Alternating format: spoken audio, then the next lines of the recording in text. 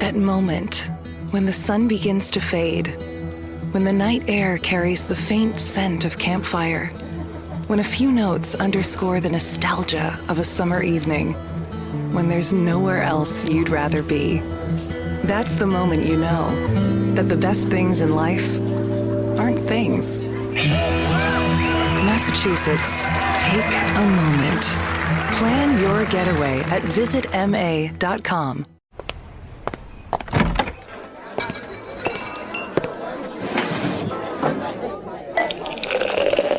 Hey, pull up a chair. It's Hacks on Tap with David Axelrod, Robert Gibbs, and Mike Murphy.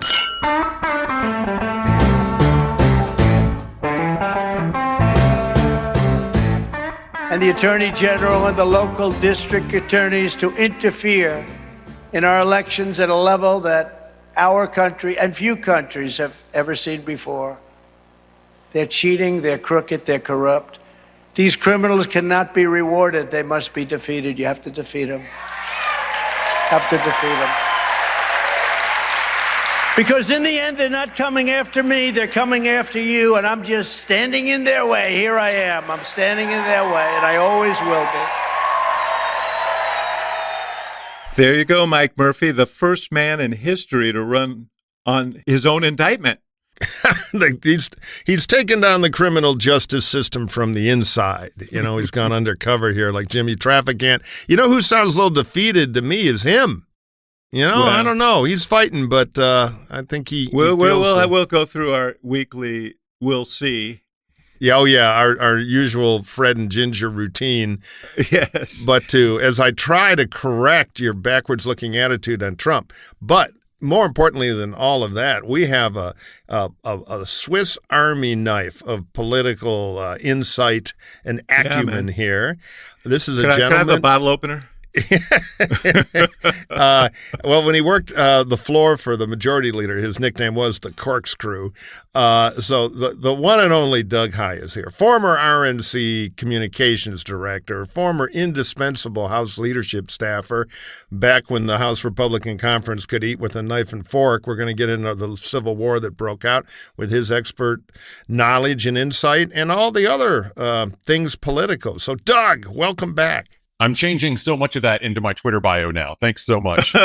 There you go. Maybe you could get some promo money from the Swiss Army knife people too. That would be good. So, guys, as we speak, they're gassing up the limos at Doral, I guess is where he's staying, huh? At his Doral property for the trip over to the ritual indictments that have now become part of our political life. What do you? Well, let's just throw it open. I got my own thoughts about this, but go ahead, expound, Murphy, on how this is the beginning of the end, and then we'll course correct. Well, alas, it's only the beginning. It may be the beginning of the end. I think it's the end of the beginning. And I think Trump is a half-life and he's in decline. I want to just start by urging all my friends in the cable news business, today would be a good day to turn off the coffee machines.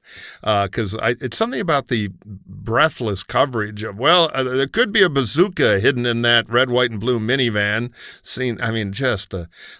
Let's see what happens. I think the impact of this will not be as big as the hyperventilating, but it will hurt Trump. And the best test of that is how many people are jumping in the race and inching toward criticism of him. And we're talking about that more. Still, it'll be a circus. Trump's tactic, which we heard in the intro clip, is to attack the system and to create doubt among his hardcore followers, the justice system, which is corrosive and awful. So it's going to be painful for the country, but it is not good for Donald Trump, who already, in my view, as you've heard 1,000 times, is in pretty big trouble.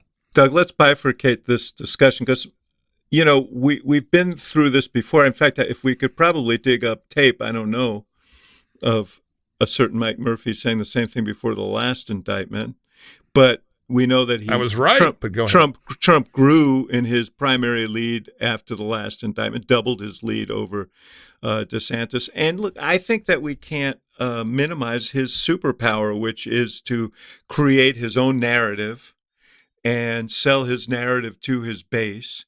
And the narrative is they're coming after us, and they're coming after me because they're coming after you. And doesn't that have an audience, Doug, with the Republican base right now?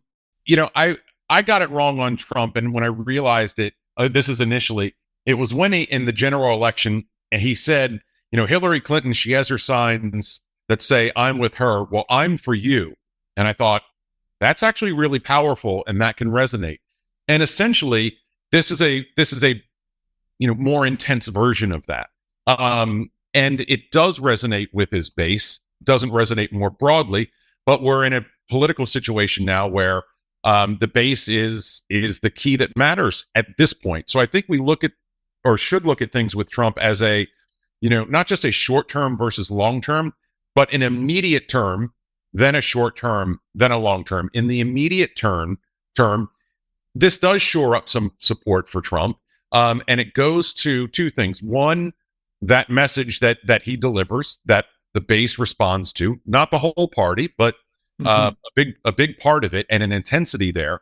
And also, as we saw in North Carolina, my home state this weekend, where Mike Pence and Ron DeSantis both were, they really didn't criticize Trump on this at all when the opportunity is there. And in fact, by talking about the weaponization of the DOJ, what they do is they reinforce that key Donald Trump talking point that he's a victim.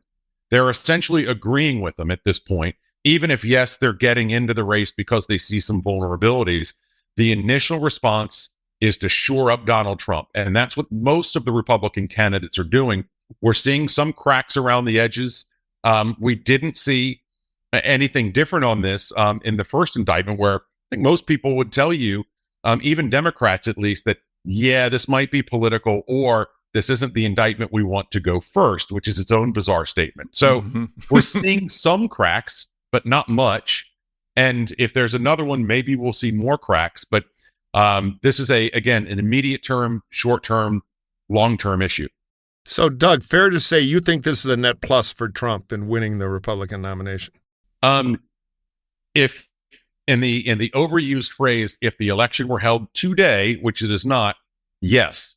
Does this benefit Donald Trump come March? That's a very different conversation. Yeah, that's my view. Mike, you said, and I listen, I think your cautionary notes are important, but about the bazookas and so on. But, one of the things that strikes me about the irresponsibility of these Republican candidates and politicians who want to mollify the base, but don't want to embrace Trump, so they assail the criminal justice system, and they, let's listen to Kevin McCarthy. When you think about what they're trying to indict President Trump on, you've got a sitting president right now in the exact same situation. You have a former first lady, senator, secretary of state that had the same situation, that nothing was done to her. In America, some of our greatest strength is equal justice, and today it shows that it is not. McCarthy, Mike Murphy, has made this the issue, equal application of the law. Biden gets away with it. Hillary Clinton gets away with it, but they go after Donald Trump. And people have picked up this mantra, and the level of vitriol toward the FBI, the Justice Department, and so on, to me, it's like a dog whistle to the crazy people on the right that, to think about what to do. It's irresponsible. If you're crazy, you think you're a patriot by storming a Capitol or doing something irresponsible, even violence. I totally agree with you on this.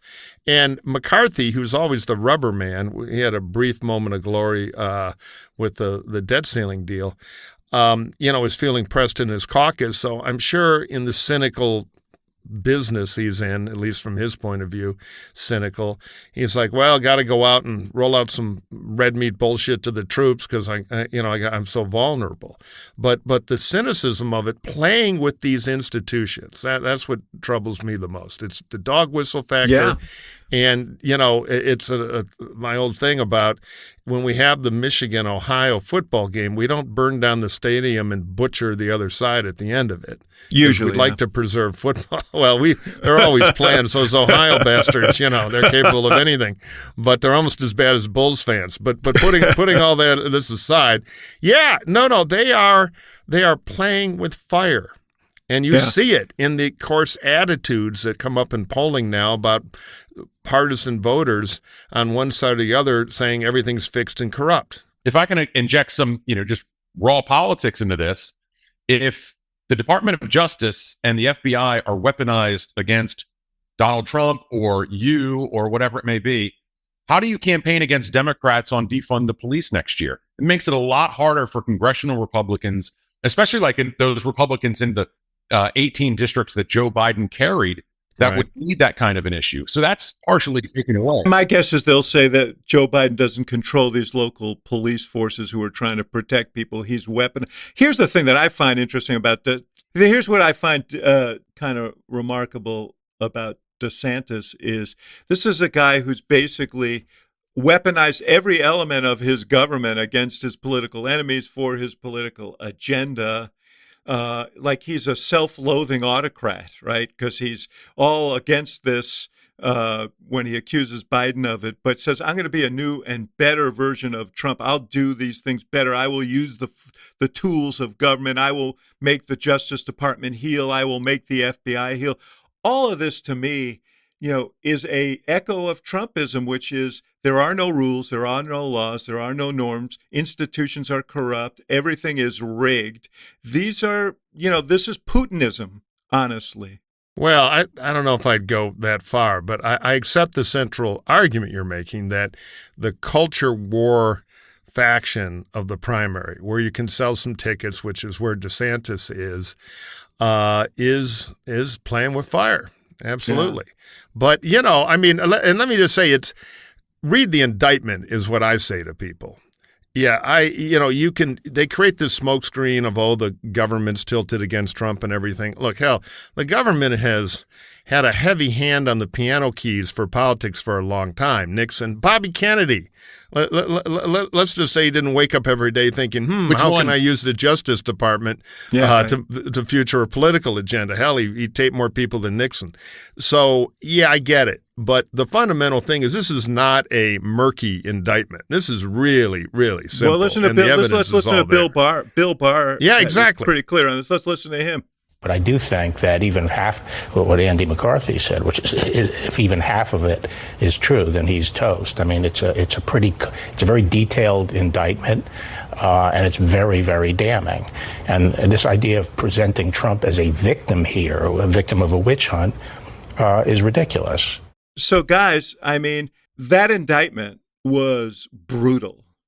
That indictment, and but he of course is unrepentant and relentless. There's no R on his gear shift, and the party followed.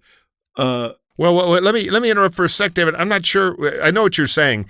The party leaders followed because I think there are two big calculations as quickly. Trump says, I got to create another issue because if we just look at the info here, I'm cooked.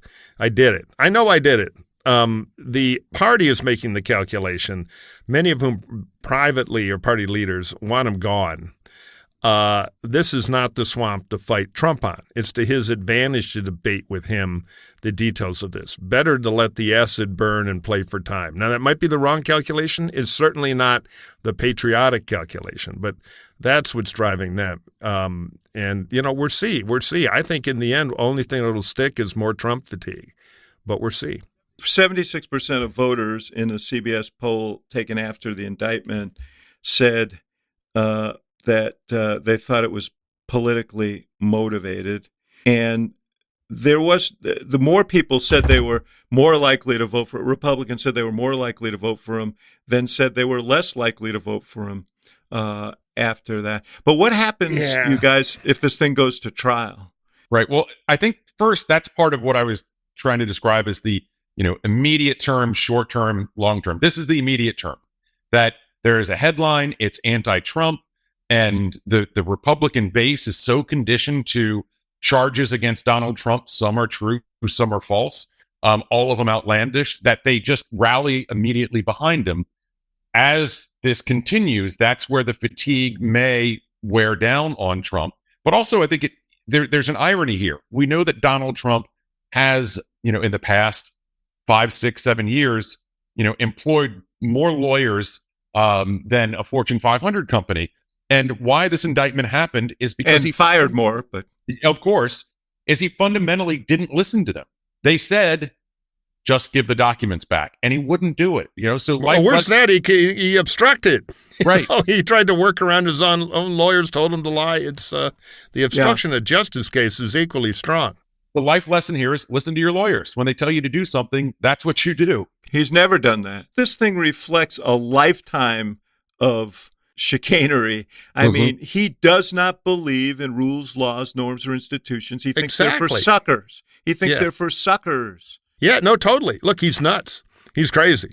There's no rational thing there, and he's not public-spirited, and he's not a patriot. He's a seditionist creep. But he was president of the United States. Right. Voters, look in the mirror, because that's how that happens. But will they bring him back for a sequel? You're right, Doug. Listen to the lawyers. And I can't resist one more plug for my favorite lawyer, the late Milt Gortzman of the Ted Kennedy world, who said, ignore these national polls of primary stuff until after the first contest. And I think this is going to be the case study this year. But the only way to fix Trump is put him in jail, to your point about a trial. And who knows, because he is a former president. That does make it legally complex. Or voters step up in the Republican Party and beat him. And that's it. That's the fork in the road. I've been thinking about this. If you were president of the United States, say Biden were president of the United States and Trump were convicted, he's sort of in the Jerry Ford position there. Yeah. And is it good for the country for a former president to be, would you commute the sentence? I think that's we'll get all kinds of howls and stuff about that, but we're way ahead of ourselves here. My question to you guys is a strategic one. Yeah, but let me just answer what you brought up, because it's really important. That is the question for the next president. In the Ford thing, because I'm kind of a Ford history nerd, they were able to make a plea deal with Nixon privately, unofficially, which is you go away and you don't go to jail. Yep. No trial. For the country's sake. And Nixon took the deal because Nixon still had some patriot in him, more than a little, I think. The problem with Trump is you're dealing with a crazy man. And no Fox News. Right, true, and not as radicalized a party. But, how do you make a handshake deal like that with Trump? Because he's Trump.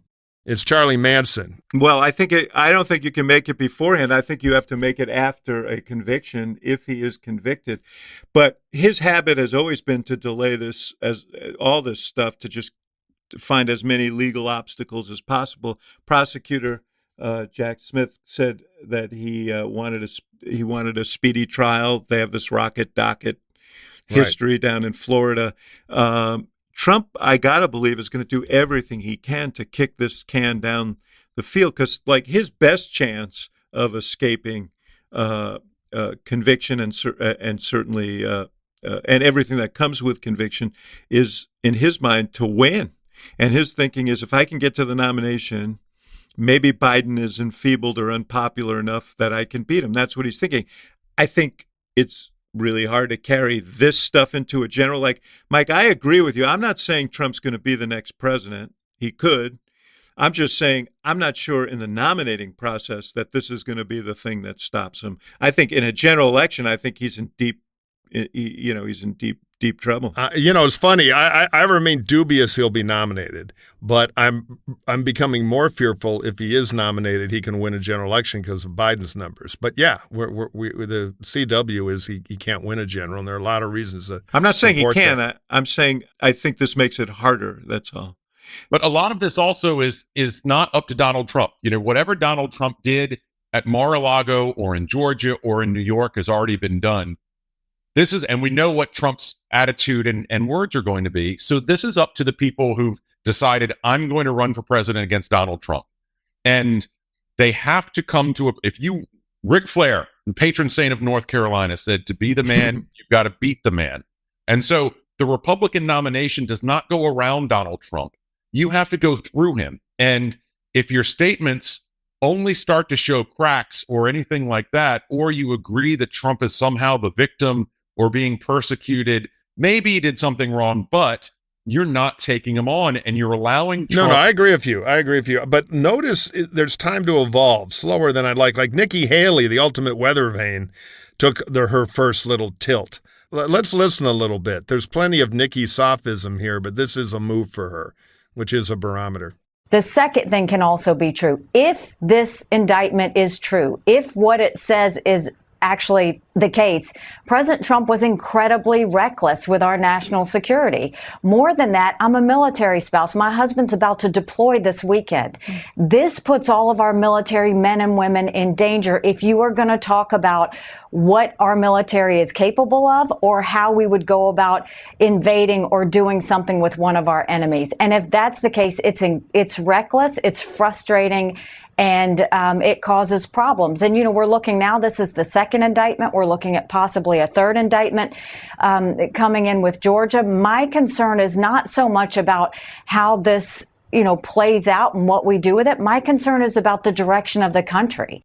Yeah, that was after a swing and a miss on the first news of the indictment, where she went after the weaponization of government. It's pretty hard for her not to take the position she just took, because she was a UN ambassador and is really well aware of what those documents mean. But as you point out, Mike, it's It's just another tell. What I think, and you guys both know Paul's, Christie, the Typhoon from Trenton, is going right at him, and Nikki's creeping there a little, and the other ones will watch. And if they don't burst into flames, and it starts, then they're joined the bandwagon. They're trying to figure out this safe way to say something, and now she's kind of the lab rat giving it a try, and Christie, of course, is already off on that jihad. What Nikki Haley did was she also set out, this is a process, right? The first one was dismissed by Republicans for two reasons. One, they had to show some unity behind Trump, but also the New York indictment was problematic for what the indictment was. So now we have this where they're saying, if this is true, now she mentions Georgia. So if we get to Georgia where there are three, there's a process. And at some point, Republicans can say, maybe Donald Trump did some things wrong. Maybe not everybody's against him. And I would tell each Republican candidate, in some cases you have to be Luke Skywalker. And if we have 10 Luke Skywalkers at this point, it's fine. In February, it's not. But Luke Skywalker has to confront Darth Vader. You can't just hope that the Force takes care of everything. Yeah, well, the thing is that a guy like DeSantis is hoping to become Darth Vader. I mean, he is running to be the legatee of Donald Trump. He wants to be Trumpier than Trump, and he doesn't want to offend that base. And so he has put this all in the context of the weaponization of government. But let's listen. Let's listen to the Typhoon from Trenton. I like that, Murphy. That's good. Who was on? He had a CNN town hall last night. And I want to talk about it when we come out the other end, because I thought it was pretty interesting. But here's what he had to say. Yeah. And we're in a situation where there are people in my own party who are blaming DOJ. How about blame him? He did it. He took documents he wasn't supposed to take. He kept them when they asked him back for them. They got a grand jury subpoena. He refused to comply. They raided his home finally because he refused to comply. All of those things were brought on himself, as was this indictment. Yeah, look, Christie can communicate. The pit bull of Passaic, I'm going to have 100 of them. He lays it all out in Republican primary voter-friendly language. So the others are going to watch how this does. I think what most Pauls think about Christie is he's going to hurt Trump, but people won't vote for him. But that's just fine. But if this stuff, there'll be a bandwagon effect, I think. We'll see. But Christie has opened some bleeding here. I watched The Lancer of Livingston last night on that. And I got to tell you something. I mean, in 2012, and we all remember this, he was sort of touted, right? Or 2011 even, but in that period before he ran into, the troubles, he was considered a frontline national candidate. And last night you sort of saw why, because he is a first-class communicator. You measure the potency of a potential national candidate by whether there's any gap between who they are in a green room and who they are on a stage. With Christie, there's none. He is absolutely authentic. He speaks in a colloquial way. He is he is unsparing, when he's going after his targets, and you don't feel like you compare it to sort of the Pence town hall, the Haley town hall, where they're delivering set pieces that sound like set pieces. He sounds like he's talking to you. The real question is, does the Republican Party that once thought of Chris Christie as a leading candidate still exist? Right. Let me give an anecdote that I tell people a lot when Christie comes up. So it's June of 2015. I was in London and had a meeting with then Mayor Boris Johnson. And this was at the height of Bridgegate, Republicans starting to run for president and all of this. And Boris sits me down and says, right, obviously Chris Christie's going nowhere, dead in the water. What about? And I corrected him and said, well, hold on. I said, Chris Christie is too talented not to have a moment. And when he has that moment, everyone's going to see it. The question is, can he capitalize on the moment? Can he ride the wave? So when the debate happened where Christie went after Marco, I got an email from his communications director the next day that said, the mayor wants you to know that he recognizes that Chris Christie had his moment. He's going to have a moment in this campaign. And if it is a moment that takes out Donald Trump in some fashion, if he pops that balloon, does the race reset? Does it automatically fall to DeSantis? Is there a scrum? We don't know that yet, but we know that Chris Christie is going to be an instigator one way or another. Though I'll tell you, I kind of agree with that. I do believe he'll be catalytic. I watched him closely in New Hampshire last time, and he was doing a lot of the same stuff, not as sharp because Trump was not the Trump we have now, but nobody voted for him. They enjoyed the show, but Christie is somehow both a great communicator and completely exhausting at the same time. I watched the town hall. It felt like 3 hours. I loved it. I'm cheering the Trump stuff, but I think his impact will be more catalytic. And I'm really obsessed now with, can Christie put enough hard money together to buy 40,000 grassroots donors to get on that debate stage? I mean, they wrote that rule to screw him and a few of the other candidates. It's shameful from the RNC. They've become so bad. But whether you're for Christie or not, you should throw him $5 just to get him on the stage. Yeah, I agree. Same for the others, even Burgum. I know, Mike, you have a bunch of clips from Christie, and it's hard to choose among them. Well, let's go for the Psy-War, because he knows Trump's watching. And boy, there was a performance all about the L word, and for once, not liberal. He hasn't won a damn thing since 2016. 3-time loser. 2018, we lost the House. 2020, we lost the White House. We lost the United States Senate a couple of weeks later in 2021. And in 2022, we lost 2 more governorships, another Senate seat, and barely took the House of Representatives when Joe Biden had the most incompetent first 2 years I've ever seen in my life. Loser, loser, loser. Now we're getting going, it'll be different this time. Why? Why will it be different this time? Those arguments need to be made, and I'm not afraid to make them. This guy knows Donald Trump. He is in Donald Trump's head, and to Trump, the worst thing in the world is to be a loser. Yep. I mean that is, and he knows that, and but he's also making a case that others are trying to make, which is that they can't win with Trump. The thing that Christie has that the others don't is, if you're not willing to say he lost in 2020, I don't know how you can call him a loser. You can't maintain the fiction that somehow the election was stolen from him and say he was a loser. And if I were Trump, I would be all over that. I mean, if they say he was a loser, then they're acknowledging that he lost, and most of the base does not acknowledge that. The fact that he's not all over that suggests, I think, one of the ways that Republicans can go after Trump if they still are fearful of saying what Christie said. And you can just say, look, there is too much drama. He's distracted. We need somebody who's going to beat Joe Biden, who will be laser focused. And clearly Donald Trump is not laser focused on this because of all the chaos, the drama, whatever verbiage you want to use. And if that is part of how you start to show those cracks, all for it. Crack away. The he's a loser thing is quietly spreading in the electorate quickly. The Republican, that's what's out there. That's an easier terrain for these guys to fight. But I'll tell you, here's the first big debate question they ought to prep for. Which is pretty simple. Do you believe that Donald Trump won or lost the last election? Yeah. Boom, Governor DeSantis. They got to, and the ones who tap dance out of it are giving away rocket fuel. I agree. It's going to be a defining moment in August in Milwaukee.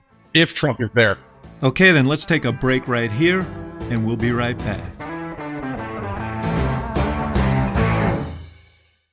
You know, Murphy, one of the highlights of my day is when I put down the bowl for my man Mac to eat, and I walk away. He always waits for me to walk away, and I can hear his collar clanging against the dog food bowl as he chows down.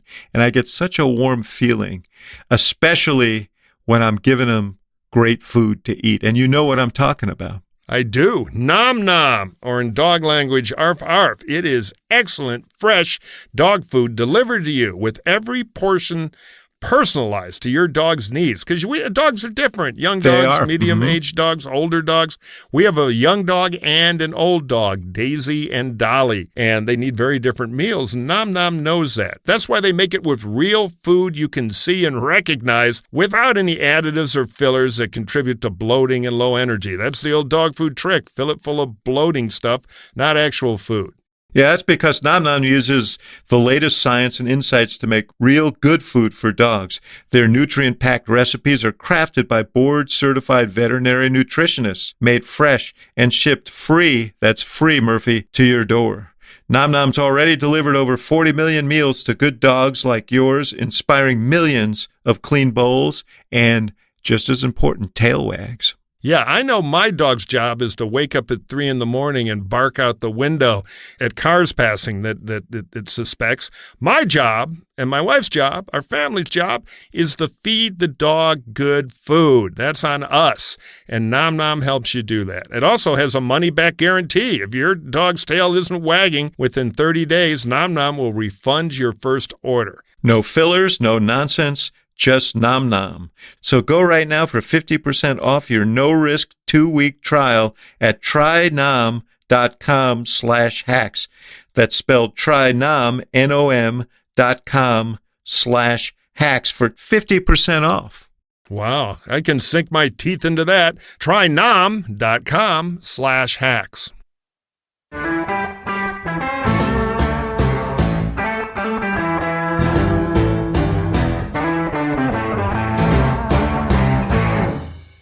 I mean, I'm of the mind that if I were Trump, I wouldn't be there. But Christie said last night, and he may be right, that Trump's ego won't allow him not to be there. That's what he said, I think. although then he said, well, maybe he'll skip the first one. That would be okay.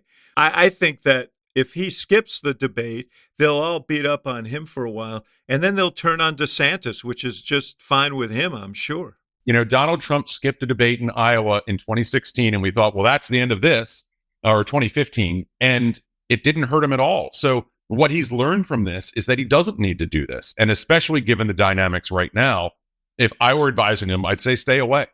Yeah, but I get that argument, and I'm sympathetic to it. But you guys sound like his lawyers. Give the documents back. It's in your interest. It's Trump. I'm kind of with Christie. I don't think the ego, if he's baited enough. And, of course, if Christie can – hell, if I were another campaign, I'd bundle donors to Christie. Because if Christie's on the debate stage alone – chicken, block. The Bergen bomber will just strafe the hell out of him. I get it, but that's sort of part of what happened last time, and it did not hurt him. Yeah, but it's different now. This is not, they've seen Trump. Everything new about Trump they've learned since 2016 is bad. Only that he has the right enemies. That's the only glue he's got, and it's big glue. The thing about Trump is that to his supporters, he is the avenging angel against this corrupt, rigged system that is trying to take from them. And that works so long as he seems big and tough and resilient, and that he has, the big brass balls to stand up to them. If he begins to look weak, that's a problem for him. It's kryptonite. Yeah. That's so we'll see. Yeah, it's funny you mentioned kryptonite, because my thought was, people keep saying these are too many bricks for the load. And I think what we haven't yet determined is, are these indictments, are they kryptonite for him, or are they energy packs? Which color kryptonite? Yeah. So I mean that remains to be seen. Yeah, you're right. It's the old Secrets of the Krell thing, where the alien monster is made stronger by their rage. So we will see how it plays out. I want to talk about the minor candidates for a minute, just for our junkies, because it was a great case study. Last week and before, I like the concept of Governor Burgum, Doug Burgum, the billionaire governor of North Dakota. He's running kind of the old Reagan campaign, had a great launch video. Yeah, you see him on TV this Sunday? Yeah, that's what I want to talk about. When the staff comes and say, hey, the announcement's working, we're catching on. Face the nation called, Governor, get your good suit. It's time to hit the big time. And you are totally frigging unprepared. So listen to a very smart, very capable guy who I think still has potential. By the way, he's spending $1 million a week in Iowa right now on television. When he starts moving up in the polls, the media will slavishly follow. But let's listen to the opening question on Face the Nation when you're booked without a plan. It's pretty bad. This indictment, whatever you may think about the details of it, creates an opportunity to talk about the responsibilities, obligations, and character of the job. So is it an opportunity for you, and what are you going to do with it? Well, John, you've written eloquently about the presidency being the hardest job in the world. And I think part of your thesis was priorities, and this is something that we've been talking about. We're on day 4 on the campaign trail. Been talking about that, and it sort of we make sure that people understand, who we are, why we're running, and what we'll do, and who we are. I'm a small town kid in North Dakota. I've had jobs growing up where you shower at the end of the day, not at the beginning of the day. All right, so we went from where do you stand on the indictment to the family farm. Now, he's got a compelling story. There's probably some link with showers there. I don't know. Yeah. Well, his great line, my favorite line he has is, where I grew up, woke was what you did at 5 a.m. to go feed the livestock. But anyway, this guy's got great potential, but boy, oh boy, did he eat his hat there. Yeah. They all start pretty bad. You remember Obama at the beginning, but he's going to have to improve a lot, or the Burgum thing. The interview was not just that answer, but the entire interview was underwhelming, and he looked like what he is, like a guy who wasn't ready for prime time. Yeah. And you're right, he could get ready for prime time, but prime time's coming up pretty quick here. Yeah. My advice is get ready before national news coverage. But that's always what I tell them. But people complain about the process, but the process does expose you. You find out who these people are, and you learn a lot about them, and people pay more attention to you when you're running for president of the United States. So, I think this is a useful part of the process. It's the world's longest oral exam, and he failed his first test there. Yeah, so the question is resiliency now. Can he learn and improve? Tim Scott's got a little of the same problem because I think they both have huge potential, but only if they show a fast learning curve. He's in a different category, but go ahead. You should be prepared as a candidate. Your staff should be preparing you. But this didn't go well, but it wasn't a disaster. And let's not forget, nobody remembers Ron DeSantis and Twitter. So if you're the staff and you're Burgum, what do you learn from this? How do you... Right, exactly. Yeah. Mm-hmm. Exactly. So could be useful. What do you think Kevin McCarthy has learned in recent weeks and months based on this ongoing issue he has with members of his own caucus? And how does that, Doug, influence how he's dealing with Trump? Well, yeah, there's a lot in there. I remember that Friday night when he became speaker, pretty much universally he was declared a speaker in name only, and proved that to be not true by getting not just the first bill through, but then obviously the deal as a whole. That was going to cause problems. And what we've seen over the past week is the Freedom Caucus that can't really enact anything, can't really pass anything, but they sure can block some things, have drawn things to a ground halt at this point. And I fear that it's just gotten more difficult. And the reason I say that is House Appropriations Chair Kay Granger last night said that the Fiscal Responsibility Act is a top-line spending cap, a ceiling, not a floor. And so what does that mean? And a lot of this is sort of in response to what we've seen just over the past week. Well, it means that a House Republican, Senate Democrat showdown is likely. Put September 30th on your calendar. because that's when the appropriations process has its deadline. Also, the Farm Bill at the same time. It means that House Republicans are likely going to continue their infighting. Many GOP members are upset with the Freedom Caucus holding legislation or the House hostage. And a lot of that is because the Freedom Caucus, and not just the Freedom Caucus, but a lot of members are very eager to show that they want to fight, even though they don't know how to land a punch or win a round. And if the Freedom Caucus doesn't have control over the rest of the conference, and they don't know or they don't want to know that there's a limiting factor, that it's not what McCarthy negotiates with them, but what can get 218 votes on the floor. This exacerbates that challenge, also exacerbates it on disaster relief funding, on Ukraine. It increases. Well, Doug. Yeah. Yeah, no, just let's step back a minute because this stuff is so arcane. You're an expert at it. So McCarthy makes the deal, gets a lot, I think. The deal on the debt ceiling. On the debt ceiling. But they're furious because they'd like to switch over to stone money or whatever the big agenda is, which is ungettable. That deal does not exist to be gotten. Mm-hmm. And they vowed retribution, so now they use their numbers on rules and other places. Part of the deal Kevin made to be speaker to freeze the House floor and stop everything. They can't pass anything, as you say. So there was some chatter in the media yesterday. They've made a deal to keep talking, and they've opened the floor a little. But as you say, Kay now is saying we'll have big spending cuts, so that's World War III of the Senate Democrats. Is that a fair summary? Yes. How do you think it evolves then forward? Because this is untenable where we are right now. It's untenable, and right now I see it getting worse before it gets better. And I say that because this makes it more likely that the House is going to pass an omnibus spending bill, meaning they take the 12 appropriations bills and put them all into one big bill or 2 or 3 big bills rather than the individual bills. And what the Freedom Caucus says is they want a working appropriations process. We're going to do this one at a time under regular order. But what they've done makes an omnibus more likely. And so that means that if that happens, there's going to be a handful of members that will not only try and blow that process up, but that's where we see a potential shutdown and a potential motion to vacate the chair against Kevin. Yeah, well, this is the big sword hanging over his head, isn't it? Yes. Because McCarthy can pass all of these things through the House if he's willing to do it with Democratic votes. If he's willing to do what he did on the debt ceiling.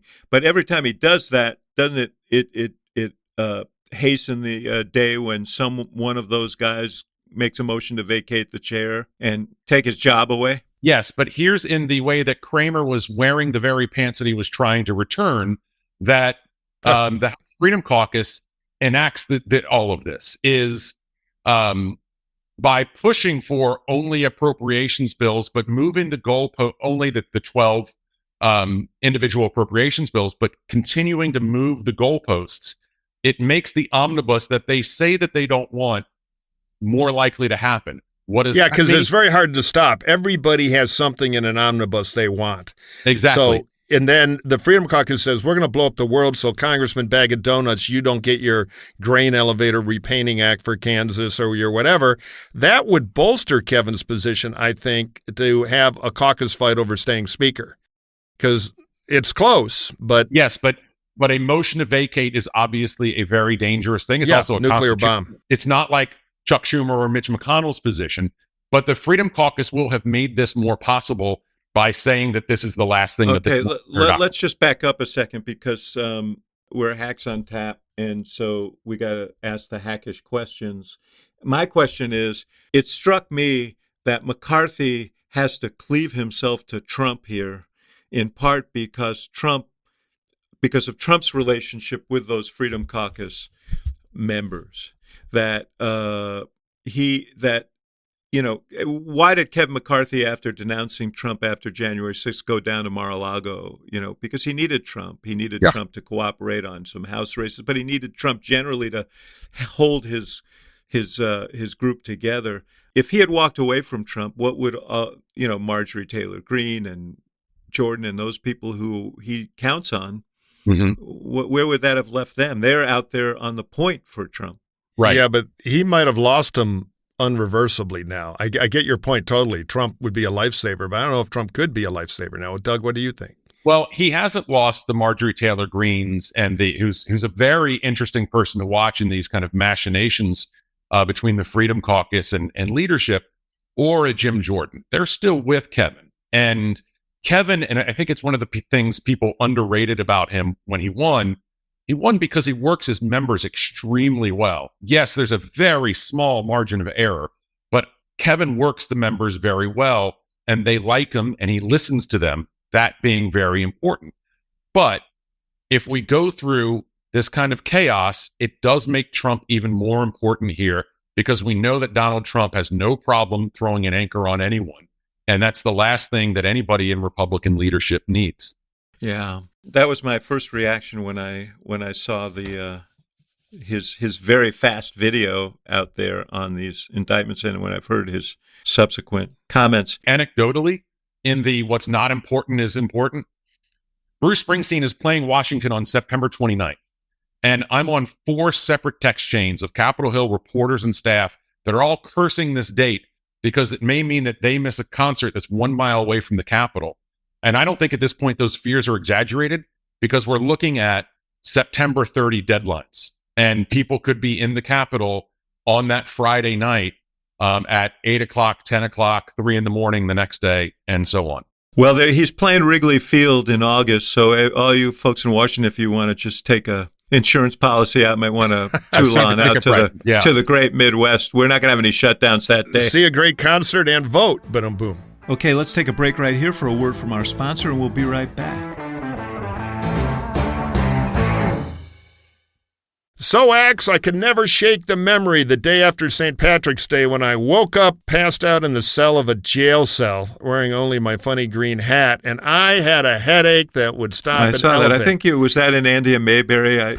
Weren't you Otis, the town drunk? In that? Yeah, my life hero. So, boy, oh boy, I did not feel good that day. But luckily, a game-changing product called Z-Biotics is here to help. You want to enjoy drinks on vacation without wasting the next day in bed? Yes. Z-Biotics is the $9 travel insurance policy you'll actually use. So it is a miracle probiotic with real high-tech science behind it. Yeah, great for guys like us, too, because maybe we don't bounce back as quick as we used to, Murphy. I don't know. Z-Biotics, a pre-alcohol probiotic, is the world's first genetically engineered probiotic. It was invented by PhD scientists to tackle rough mornings after drinking. Here's how it works. When you drink, alcohol gets converted into toxic byproduct in the gut. It's this byproduct, not dehydration like a lot of people think, that's to blame for your rough next day. So Z-Biotics produces an enzyme, Mike Murphy, to break this byproduct down. It's designed to work like your liver, and your liver does work, but in your gut where you need it the most. So drink Z-Biotics before drinking. Drink responsibly, of course, and enjoy the night with confidence. So order it now before all that summer fun with the July 4th weekend. Yeah, savor those moments and let Z-Biotics do the rest. Go to zbiotics.com/hacks to get 15% off your first order when you use hacks at checkout.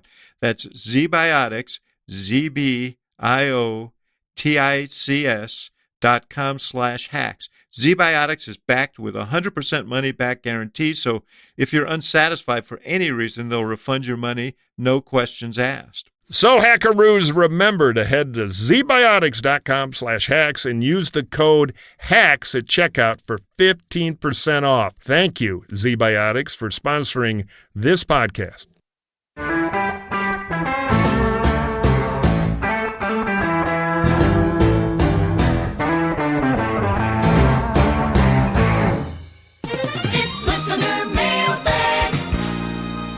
If you have a question for the hacks, what do you do, David? I don't know, man, because you always do this part. Okay, I'm waking you up.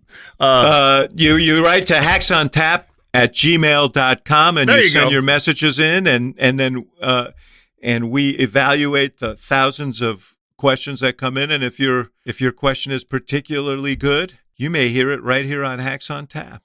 And a particularly good question is, hey, guys, love the show. I just gave you 5 stars on Spotify or Apple Podcasts. Yes, now, here's my question. Those pop right to the top of the list. Yeah, we know how to oil the wheels here. Everybody gets their beak wet Chicago style here. All right. Thank you for those good ratings, by the way, you've given us. Let's go with question number 1 to David Axelrod. This question comes from Steven. Wants to know, is it possible Trump would enter a plea deal in return for not running for any public office again? God, I pray so. Can a conviction actually include this as a punishment? You know, he says no. I think that in his mind, now we'll see when the possibility of really severe penalties exist, whether that changes his thinking. But he said in his speech over the weekend and in interviews, conviction or not, he's running. And look, I think the ultimate get out of jail free card for Donald Trump in his own mind is to get elected president again. I don't know that he would accept a plea deal, certainly not before he's exhausted his political imperatives. Hey, Murphy, a guy named Dave, not me. Oh, no, that's not it. So, hey, Murphy, Andrew says, could you speak on some of the specifics around the GOP requirements to get on the debate stage? And really, Doug, you should weigh in on this as well. Is there a minimum donation amount, and must donors give directly to the campaign for it to count toward the goal? Also, if there is time, could you comment on the validity and soundness of these debate stage candidate requirements? Murphy, I suspect you may be Andrew, because I know you've been seething about this whole deal. My head is exploding. Go ahead, man. Have at it. The good news is my rage in this gave me the perfect solution to the earlier question about a Trump plea deal. 4 words: next mission to Mars. That's what Trump. We'll make him an astronaut, send him up there, and he can colonize it.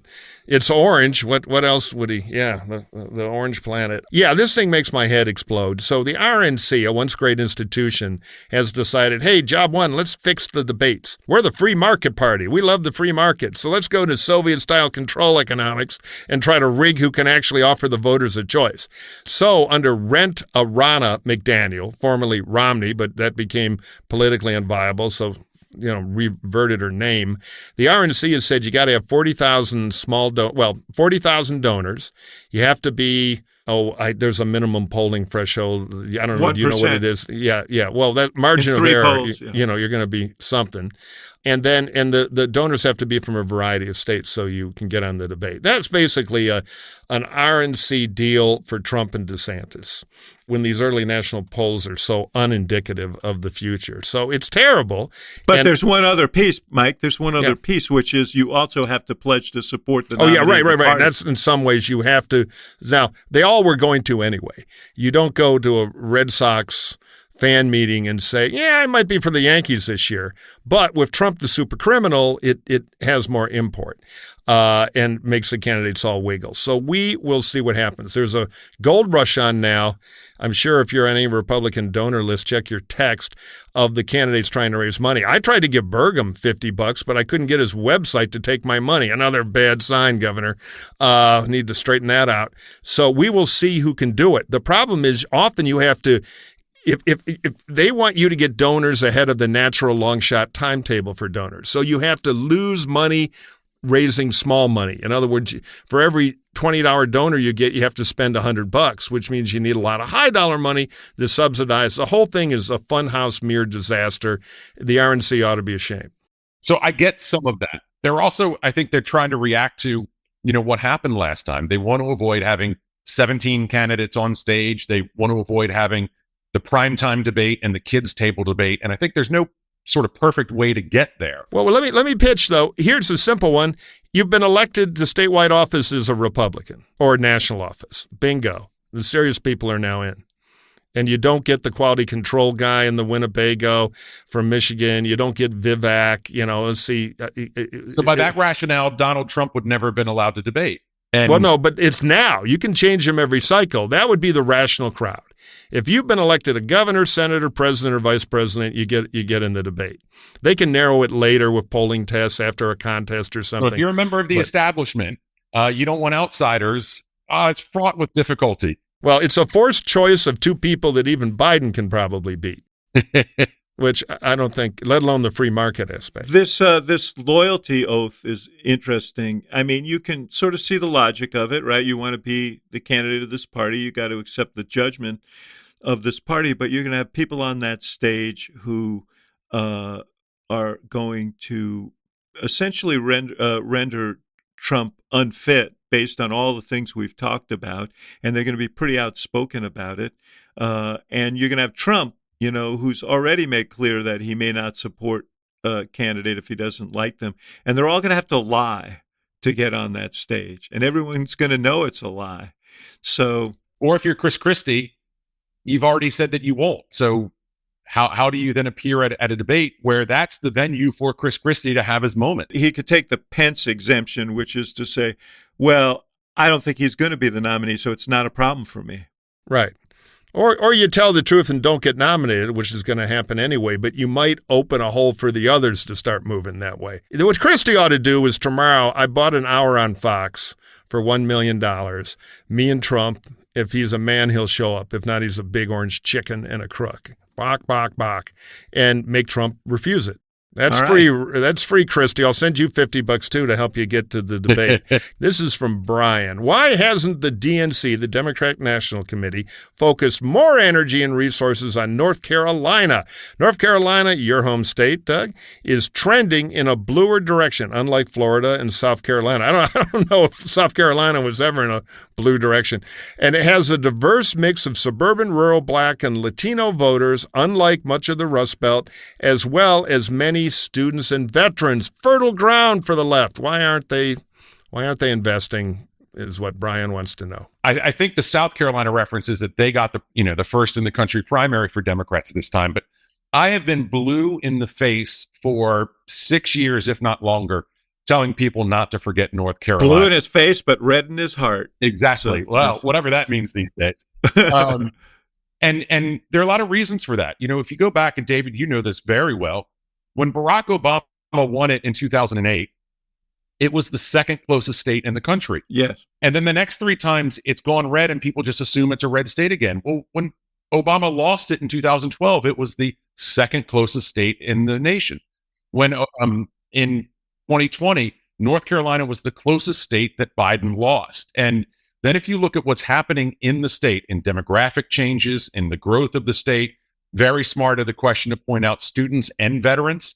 I would tell you that especially in 2008, when people were talking about, young voters, it wasn't about Duke or Chapel Hill to me that was interesting. It was about the HBCUs that are scattered throughout the state. Mm-hmm. You also have a Democratic governor, and we have a real history of Democratic governors by and large. We're going to have a marquee race where basically a Doug Mastriano type Republican looks to be the nominee for governor next year. We haven't elected a Republican attorney general since 1896. And so there's a lot happening there. And we've had, fairly recent Democratic senators as well. So there's a lot going on. I think they will look at it. I think they're going to look very closely at it. But what's interesting to me? We're now like in the last throes of our show here. It's the first time we've really even sort of talked about Democrats and Joe Biden. And it does raise this question. I mean, we've beaten to hell the issue of his vulnerabilities and the age issue and so on. But it does raise this question I want to ask both you guys, which is, does the Trump circus, which is going to continue, he's probably going to get indicted in Georgia in August, these, New York trials coming up early next year, does this sort of take the onus? I mean, does it take some pressure off of Biden because so much attention is being paid to this Republican race? If it knocks Trump out of the finals, might help Biden. Yeah, it does. And let me say, two things on that with Biden is, as this circus goes on, we also have had some other changes in the country, specifically the Dobbs decision and the continuation of this chaos. So if you're somebody who voted for Donald Trump in 2016, but Joe Biden in 2020, you're not going back for Trump. And especially your suburban voters outside of, the Raleigh, Durham, Chapel Hill area, outside of Greensboro, Winston-Salem, that's fertile ground for Biden, and they shouldn't. Republicans shouldn't take it for granted, even as Republicans in North Carolina fight amongst themselves still. To the Biden question, I mean, I agree North Carolina is super important. Let me read you a favorable, unfavorable number on two people. I'll use CNN. Favorable, 38%. Unfavorable, 58%. 20 points underwater versus favorable, 39%. Unfavorable, 56%. So, a few points better for number two and number one. Who's who? Well, they're virtually identical. Yeah, it's a margin of error, but I'm doing a little. Trump is number one. No, that's Biden. Okay. Trump is a point or two better. They're both terrible. We could have a general election between candidates people hate.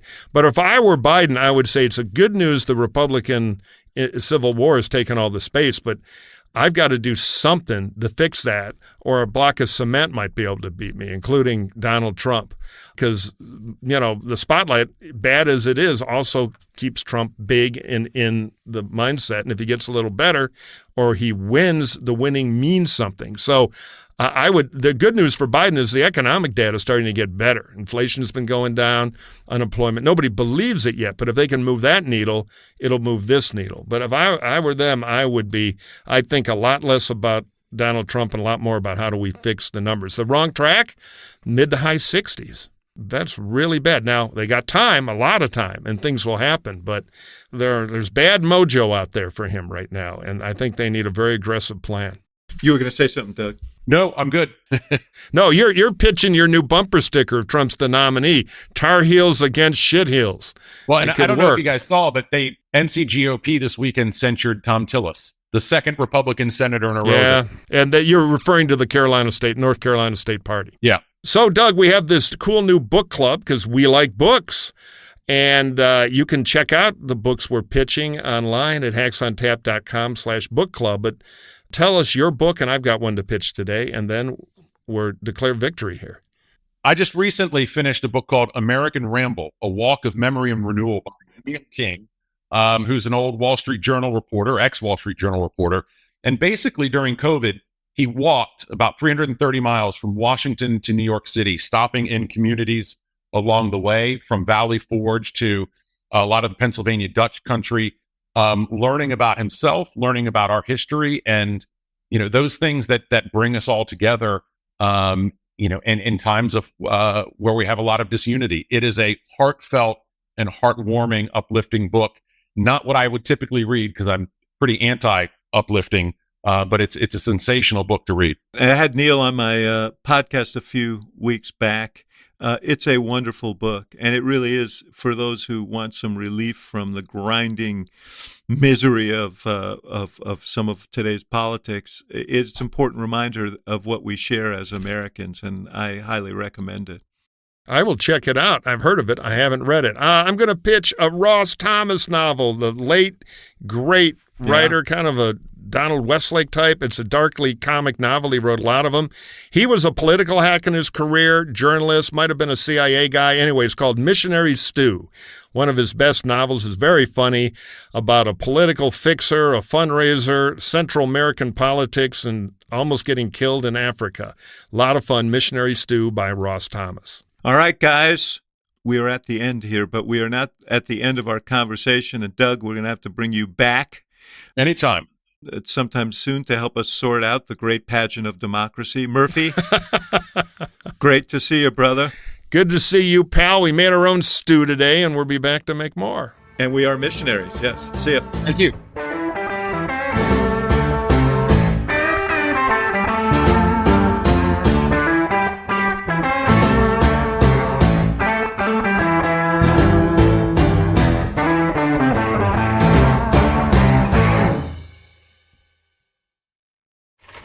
This summer, go to the movies. Projected on the side of a mountain. Discover a new favorite restaurant. Your campsite. Find yourself when you lose your signal. Discover a new playlist. Mother Nature. Make your summer special at the Kia Summer Sales Event with a dependable Kia SUV or powerful sedan.